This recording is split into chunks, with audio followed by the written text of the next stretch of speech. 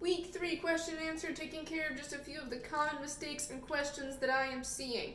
Okay, so when it comes to double distribute, everyone, for the most part, seems to have the distributing part down. The main problem I'm seeing are on things that we've learned in previous weeks, which is combining like terms and exponent rules, okay? So very important, when I take this 2x and multiply it by x over here, please remember that each of these x's have that pretend 1 in the exponent. So when I add 1 and 1, I now get 2x squared. Very important. That's one of those exponent rules that we learned a while back.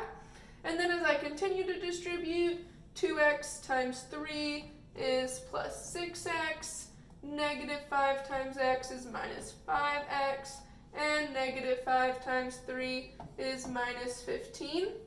So the other problem I am seeing is this idea of combining like terms. Please remember that a like term has to have the same exponent along with the same variable. So here I have an x with an exponent of 1 or no exponent, and here I have an x with no exponent or an exponent of 1. This over here does have an exponent of 2, so it is not a like term. I cannot combine this with anything, so I'm just going to rewrite it. These two can be combined. Now when you combine like terms, the only thing that changes is the big numbers out front, the coefficients. That's what you're adding or subtracting. So here 6 minus 5 is positive 1. This x part stays exactly the same. I'm not going to change the exponent on it. It's still just an x. And then at the end, I have the minus 15. Now, I'm getting more questions on the second half of this week, the greatest common factor part. So let's take a look at one of those.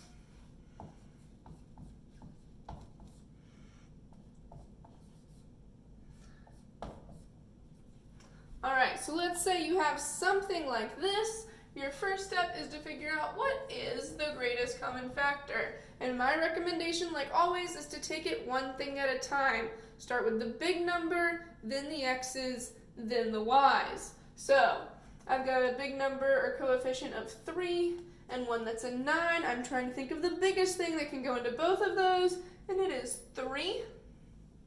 Next, I look at the x's. I've got an x squared and an x. When you have the same variable with different exponents, you want to take out the smallest exponent.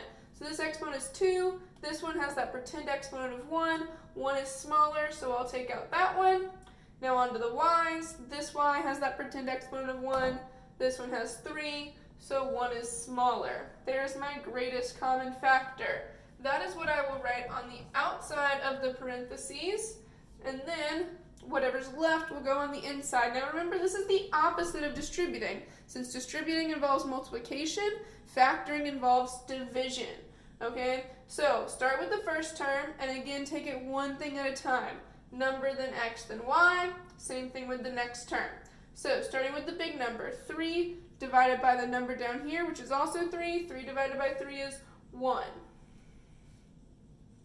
All right, x squared divided by x. This is again when you really need to know exponent rules from a few weeks ago. Remember that there's that pretend exponent of 1 on each of these. So the rule for x squared divided by x to the 1 is subtract the exponents. 2 minus 1 is 1, so x to the first, which is the same thing as just x. Then I have y divided by y.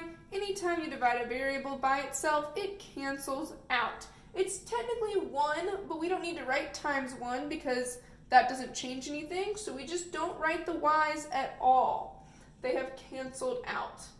All right, so I am done with this term. Now make sure you include the sign. I need a plus sign in between here. And then I move on to the second term. So starting with the big number 9 divided by 3. Make sure you're not accidentally using exponent rules on regular numbers. This dividing is the same as it's always been. 9 divided by 3 is 3. Then x divided by x, since they have the same exponent, they cancel out. No x's for this term. And then y to the third divided by y. Remember that pretend 1 there. 3 minus 1 is 2, so this y now has an exponent of 2. That exponent rule with the division seems to be the main mistake that I'm seeing on this. And the only other thing is people are having some trouble with negatives and minuses, you only include a negative in your greatest common factor if both of these have a minus out front, okay? If only one of them has a minus out front, then don't put it in the greatest common factor, and whenever you get to this part, just keep it there.